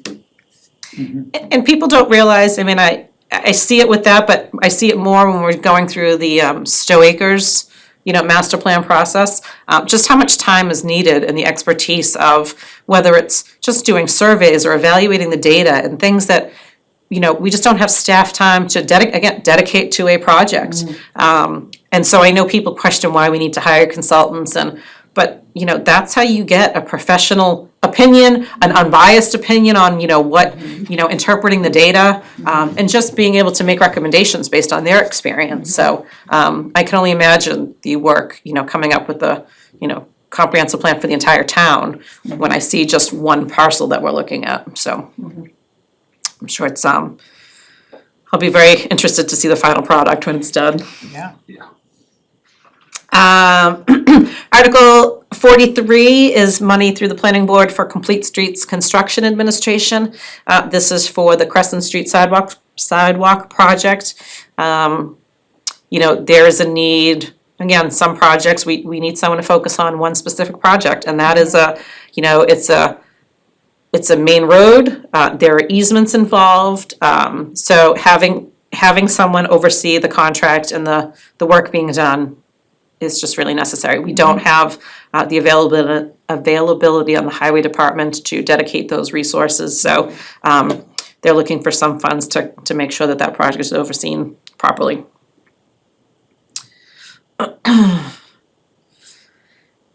The next two articles are from the Board of Assessors. Article 44 is to raise the minimum value of personal property subject to taxation. The current exemption is $2,500. So for properties in town, businesses that have personal property equipment, can be cash registers and other equipment related to the business. Right now, anything valued at $2,500 or more is taxed. They're looking to increase that to $7,500 in value. Do you remember what she mentioned today was the dollar amount? I thought it was 7,500. No, but it's the actual cost, it was minimal. I forget what the actual saving or the cost to the rest of the taxpayers would be, because obviously that has to be absorbed. If we're not collecting it here, it gets spread out. But the value of that, there are not a lot of properties in town, and that are under that 7,500 threshold. And the value of chasing people down for personal property tax when it's a minimal bill, there's no collection ability other than sending them to actual debt collectors. And so, like with real estate, we can lien a house, we could there's nothing to do with personal property. Right. They move out of town, they close their business, we write it off anyways, because again, it's just deemed uncollectible. So doing away with some of the small bills that go unpaid, it's just an easier way to oversee personal property. It's just, so they are requesting, they did vote to increase that threshold. And I know Kristen said she'll have like a slide to just show, you know, what the value difference is and what the actual cost would be. I don't remember the total amount of tax, but it was not significant. The next one is the National Guard Reserve Tax. It has to be voted every 2 years. So we voted this 2 years ago. It's just to renew this for another 2 years. Fairly standard property tax that will abate up to 100% of the tax for National Guards and reservists that are on active duty in foreign countries. So. Article 46, another Lake Boone Dam project article. Our esteemed project manager has been negotiating with some folks over by the dam to have us utilize parts of their property for construction. Anyone who's familiar with the area, it's not a lot of places for people to park, materials to be stored. So we have two properties, 105 Barton Road and 123 Barton Road, that we have, we're working on lease agreements with, that will allow us to use a portion of their property for whether it's staging, parking cars. One of them, we're actually making a turnaround, so that traffic, if it comes down Barton Road, can turn around and go back if they can't cross over the dam itself. And this is the Hudson side, I'll say, of the dam, because on the other side, they can turn around on Pine Point, but there's at least a way out. So this just provides some availability. Because we are entering into a lease, town meeting has to authorize the actual leases. Okay. Any funding for this would be through the project funds that are already either through grant funds that we already have or project budget that's already been appropriated. So we're not looking for additional funds for this. And I'll be honest, they're minimal costs to utilize them. So we're working through that with town council right now, but this will at least allow us to execute, us meaning you, to execute those leases when we have them finalized. There is one additional, we will need an easement for one additional property abutting the dam. They actually own a piece of the dam embankment, and we have been having some difficulty, so I've pushed that off, knowing that we will need to have a fall town meeting for some easement issues between the dam and perhaps some other things that the planning board is working on. That will take some discussion and potentially eminent domain for that small parcel of, or small sliver, I should say, of land of a very large parcel. But that is for a later date. I don't have the energy to deal with it right now, to be honest with you. So to be, that will to be coming later on. Joanne Drive. So on your agenda later on, we are looking at the intent to lay out Joanne Drive, provided that you all refer it to the planning board and they make their recommendation back to you, and then you vote to lay it out for town meeting approval. The article's on there. This was a request by the developer of Joanne Drive, so we know that all of his paperwork is in order. There were a couple of other road acceptances that the town wanted to accept that, again, may require easements, may require some other documents that we were just not ready for. So those will be pushed off, but this one meets all the criteria and has all the requirements in to move forward to town meeting.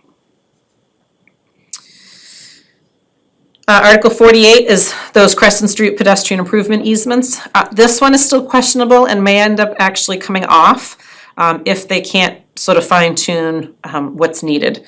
The goal would be to get this underway now so that they can start construction potentially sometime this summer. But there's a lot that goes into, obviously, the easement process. So we have this on there. I gave Valerie a little more time to figure out if she can get the details together before you vote on it formally. But wanted to have the details in here to at least review and talk about if there were any questions while we wait on those final. As you can see, there's some sort of blank spaces as to what's needed. And that's still up in the air with the homeowner that's involved, which is why their address is not in here yet, because they're still dealing with some negotiations on that, and then some details from the engineers. Okay. So, If we don't have this, then does that mean we don't start the sidewalk construction? we wouldn't start it right away. It would be delayed until probably after a fall town meeting. But we'd still have the funds if we approve it at Yes, May town meeting. yes, we would still have the grant funds. Now we have some other zoning articles. So Article 49 is to just fine tune the permitted subject to grant a special permit by the ZBA for residential district uses. So you'll see the only change, I think, is, Taken out of our It's document. 50 It's in 50. their book. It's 50. oh in our yes, book. I'm sorry, it's Yeah, 50 in your yeah. book, yes. Okay. So this is just to add the word commercial, when it talks about stables and horses, and this matches the Board of Health regulation as far as the definition of, I think it was stable. So this just declares that commercial stables, meet the requirement on the, special permit granted by the zoning board.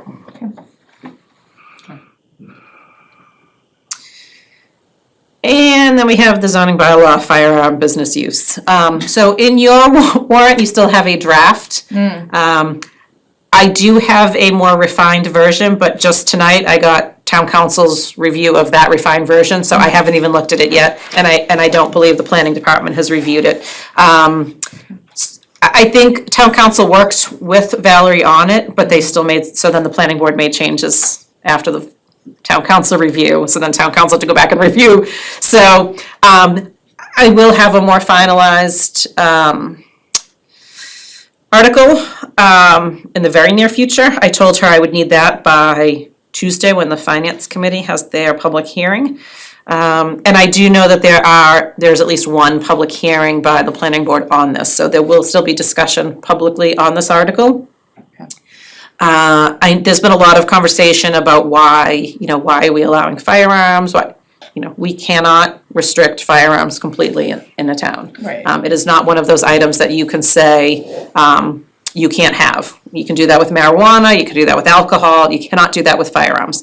But this puts parameters around it. So this, Pretty restrictive. it is pretty restrictive, but it still allows it if someone wants to meet the requirements. One business per lot, that's Yes. the one. Yes, so those are the things that we legally can do, but we can't say outright we don't want it. Right. So this is, again, providing those parameters to hopefully address the concerns that folks had, specifically around the mill, but still meeting the requirement that we still have to allow it if someone wants to come in, but again, sets the groundwork. So the planning department, as I said, will have a public hearing on that, as well as the Joanne Drive, and the other, the stable article, just because they have to do that as they're getting into town meeting, but, Okay.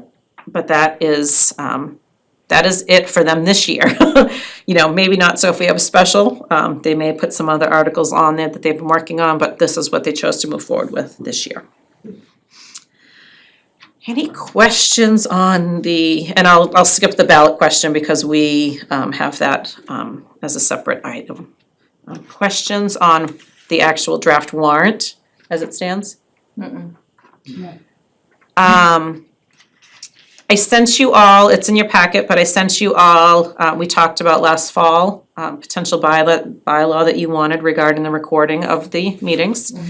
I did not, as you see, I did not include it in the warrant itself, because conversations with town council recommended that we hold off at this point, because we are still operating under the temporary COVID measures and the open meeting law.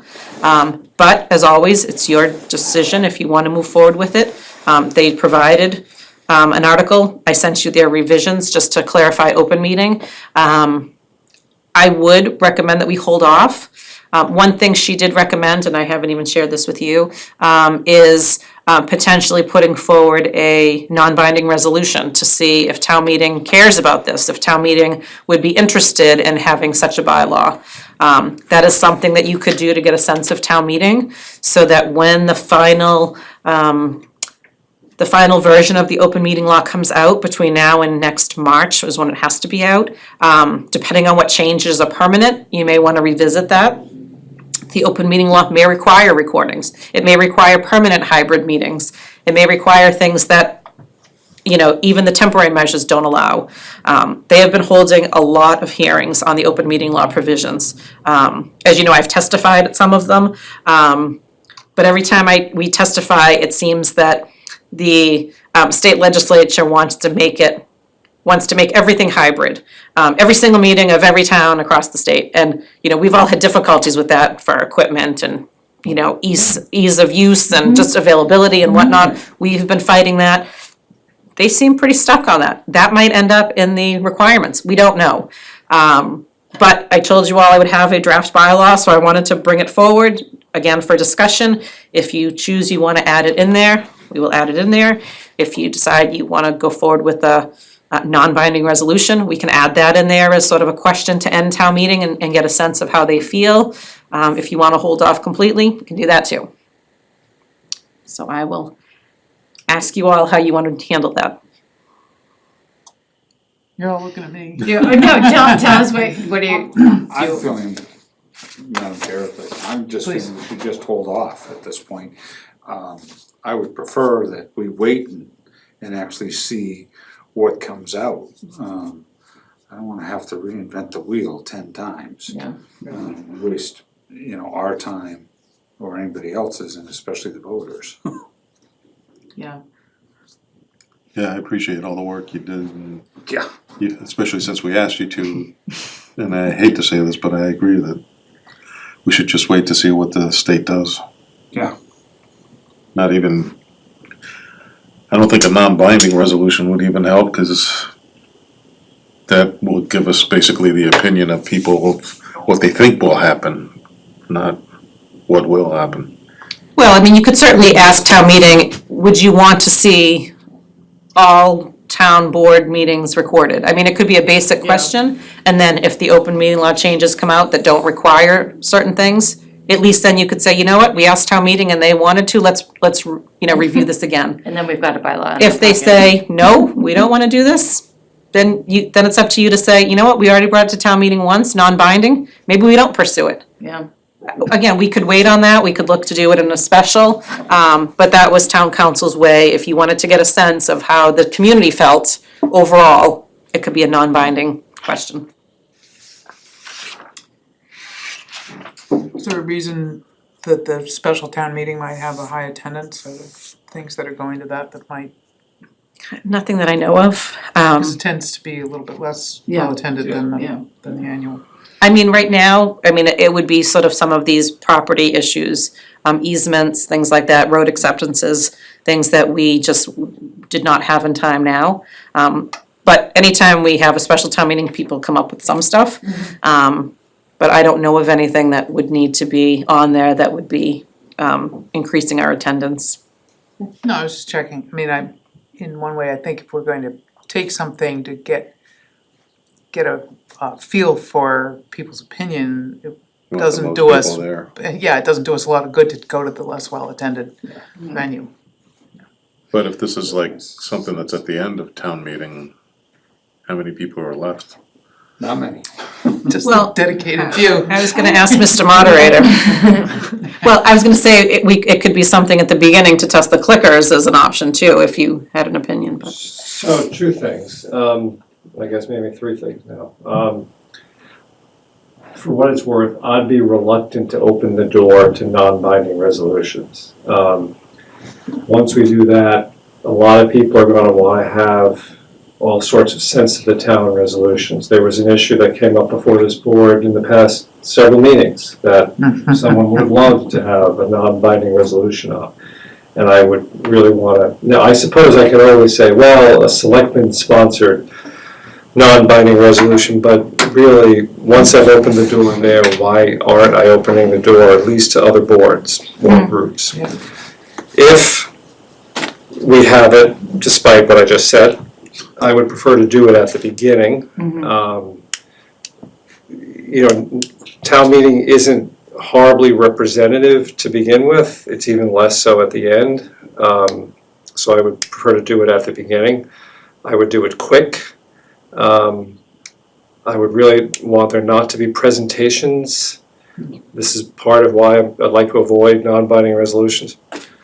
That's all on that. And then I had a question, if I may. Sure, thank you. When the legislature's been talking about the open meeting law, are they folding in hybrid meetings, hybrid open town meetings? No, that hasn't come up that I've heard. Okay, thank you.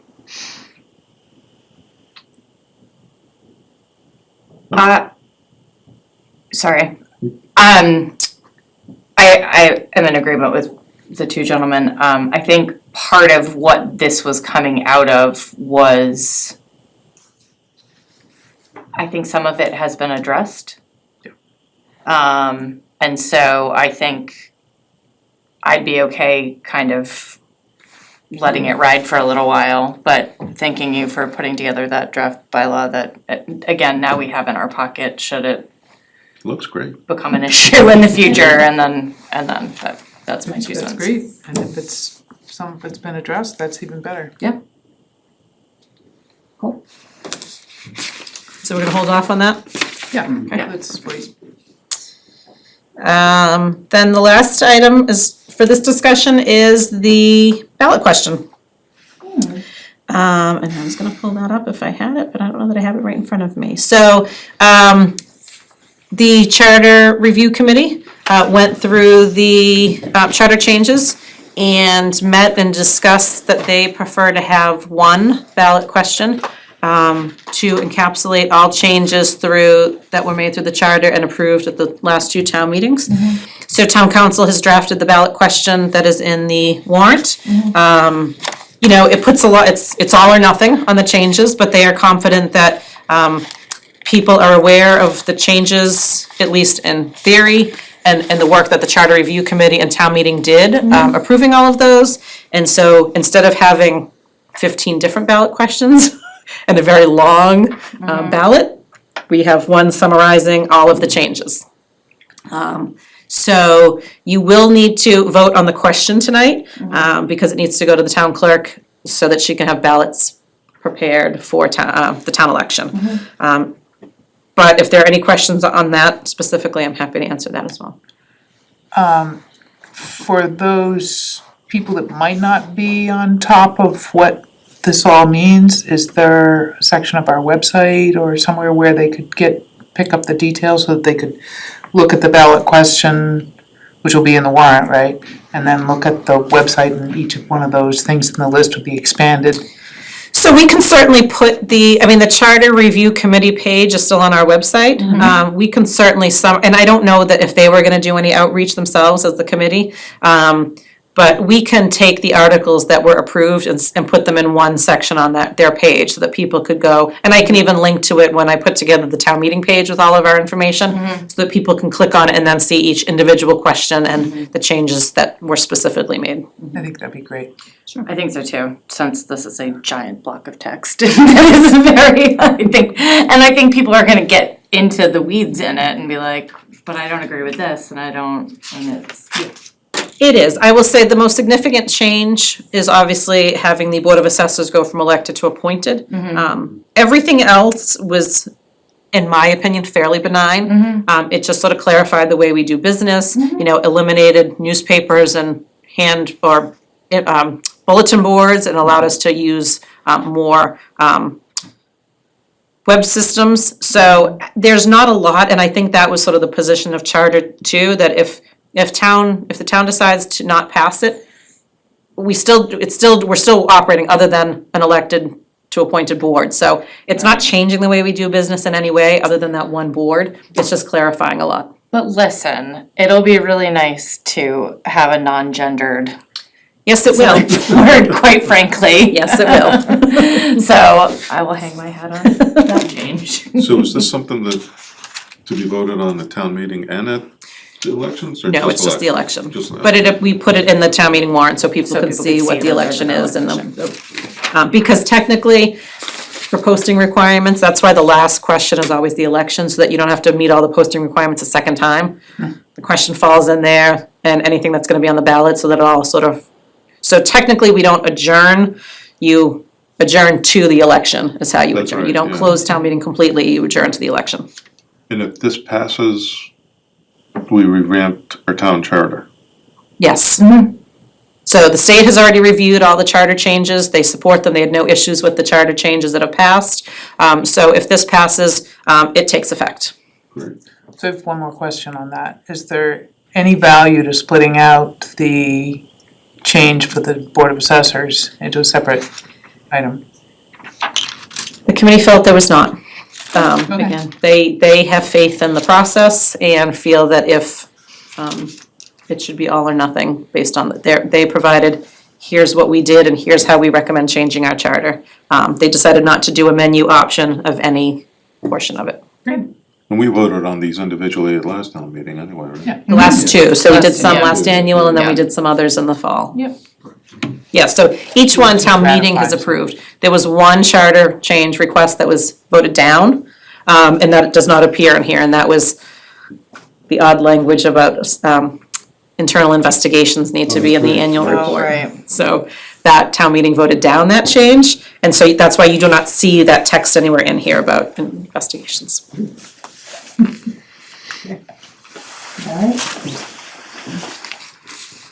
Great. So if there are no questions, it would be great to have a vote on that, on the ballot question itself. Let's do that. So I'm just reading it as is, right?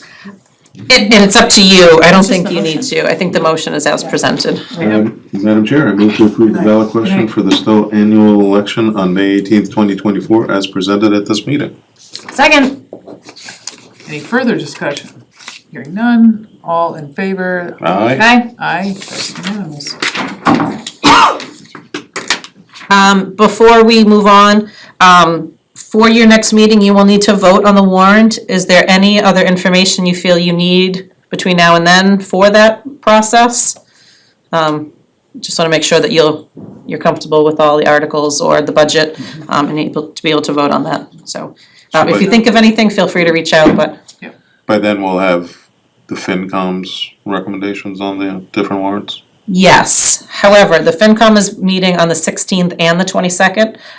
They weren't sure if they were gonna make all their recommendations next Tuesday or carry them over till the 22nd. So you will have them on the 23rd, you might not have them in advance or too far in advance, if they need to vote anything on the 22nd, but I would expect that they will take the majority of their votes next week. Cool. And as our, I think, charter requires, they will take a vote on every single article, even the non-financial ones. Which they get hung up on every year because why are they making recommendations, but that's what our town asked for, so. Okay, Joanne Drive? Okay. Do you wanna take a sip of water? So Joanne Drive, as I mentioned, this was a request from the developer. We are still waiting on a few, no, Joanne Drive. I think that was all in order. I'm sorry, I have to go back. Yeah, I just needed to, yes, so this article, you are, at this point, you are asking the planning board to review, you're expressing an intent to lay out the road. If you vote this tonight, you will sign, I think it's just Courtney, you will sign, the letter to the planning board. They will then solicit comments from departments, specifically the highway department and probably the fire department about the road itself and the layout and where everything is. And then they will make a recommendation back to you. It is on their agenda for next Tuesday night, so that they will review that, and then make a recommendation whether or not you should formally lay out the road in the way that it's presented. If you approve it on the 23rd, the article will remain on the warrant, and then it will go to town meeting for acceptance. Okay, great. We did include in the packet a bunch of stuff, in case you cared about the road layout. I mean, there was a lot of pages, so I picked a few of them for the packet itself, but then we sent you separately the whole layout subdivision plan, so that you could see, if you had any questions on the road itself, it was all in there. As I mentioned, we have a few other road acceptances. For those of you that have been on the board for a few years, Brandy Mead has still never been formally finalized, so that will come back before us again. Fourth time's a charm. Because once it goes to town meeting, then there's other requirements at the Registry of Deeds, and it just never gotten taken care of between turnover and staff and whatnot. And so town council has said, you need to start over from the beginning, so that'll be coming back before you again, but for the fall. And there's a couple other roads that, between planning and highway, they're trying to clean up. Again, we've had changeover in both departments, so they're trying to go through the roads that should be accepted. Once they're accepted, they fall into our Chapter 90 calculations, and, we then get additional funding from the state. And just obviously helps us overall, the roads up to the standards that we require. We start plowing them and maintaining them. So this road would go off Sudbury Road, opposite from Lake Boone area? Yes, right, yes. It's definitely already there. Yes, It is already there? it is there. People are living there. People are living there, it's just, So this is, Complete with invasive species. Oh, can I say that? It's because sorry, Airport was isn't here tonight. that a It's- Conservation Commission has to. Okay. One time I went down there, I'm like, look at this beautiful Japanese knotweed right here by the, it's an electrical transformer or something. Oh, I see. So basically, we're just accepting, so this is the formal request to accept it as a town road, and so what is the, I don't understand. So it's been a private way all this time? layout. Is it gonna actually be modified to meet town road standards, or? No, so because it was done with a developer, they built it to town standards with the expectation that it would be eventually accepted. We, as the town, don't accept roads until usually every curb cut is made, everything that needs to happen happens. So when you have a developer building a neighborhood or a development, that's like the last piece that's done. All the houses are built, again, everything is done. We make sure the grading is done, any stormwater is taken care of, catch basins, all that meets our standards, the width of the roads, the pavement that's used. And so that's why this is a fairly easy one, because it's a new road, it was built according to our specifications, so there's minimal work that we need to do to accept it. Some of the other roads that we're trying to clean up and make them public ways, we may now need to deal with easements. Because the developer owns all this, he has the right to that property. The common way falls under one person. Right. Versus a road that is now owned by individuals that we have to then deal with, do we want to do easements or do we need a drainage situation? So, because it is a developer and everything is up to par, we are happy to make it a public way and maintain it in according to our standards, and then again, add it to our Chapter 90 inventory. Now I see where it is, okay. Cool. Then I have no further questions or need for information before a vote. And so again, tonight's vote is just to refer it to the planning board. Yep. And then it will be on your next agenda as well. Ready? Deep breath here. Madam Chair, I move that the select board vote its intention to lay out Joanne Drive as a public way, all as shown on a plan entitled Definitive Subdivision Plan, Joanne Drive, a planned conservation development, Stow, Massachusetts, dated August 4th, 2017, prepared by Staminsky and McNary Incorporated and recorded with Middlesex South District Registry of Deeds as Plan 195 of 2020, which plan is on file with the town clerk, and to forward this vote and the plan to the planning board for its comments and recommendations pursuant to General Law, Chapter 41, Sections 81G and 81I. second. All those in favor? Aye. Aye. Okay. Minutes? They were Comments? great. No Minutes were comments. great. Yay, Joyce. They were great. Okay, let's vote that off our list. Madam Chair, I move to accept the meeting minutes of the March 26, 2024 meeting as drafted. Second. All in favor? Aye. Aye, that's unanimous. Any comments on correspondence? I had one thing. Yep. The I can do the court of honor unless you wanna do it. No, Okay. go for it. I'm happy to attend the court of honor. What date is that again? It's the 28th of April. It's at 2:00. It's a Sunday. Yes, so on your next agenda, we have a certificate for that recipient that you will vote on. Fantastic. If I am well prepared for my departure overseas the next day, I will join you. They're always lovely. My son gets to stand up with the other ones and Cool. do his little. There is another they're- one they're- coming in May, Yep. because I've seen the reservation for the town hall, Yep. but we haven't received any information on that. Yep. But I know there's another one, next month. It's great. That's all I have. And Joyce wanted to make sure that all the Verizon and Xfinity stuff gets in there for Hector. Can't believe they're getting rid of those stations. I know. We should invite him to come to our meeting. Yeah, that'd be great. Niall. Do you, did you have something else? You started to raise your hand when you. No, I was at the Court of Honor. Okay. Good. We have another motion? Madam Chair, I move that we adjourn. Second. All in favor? Aye. Aye. That is So we unanimous. have some things to sign. Yes, please. Oh, we do?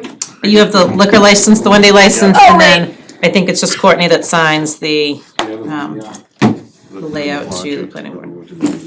Delightful. So sorry, I think the computer just hit me.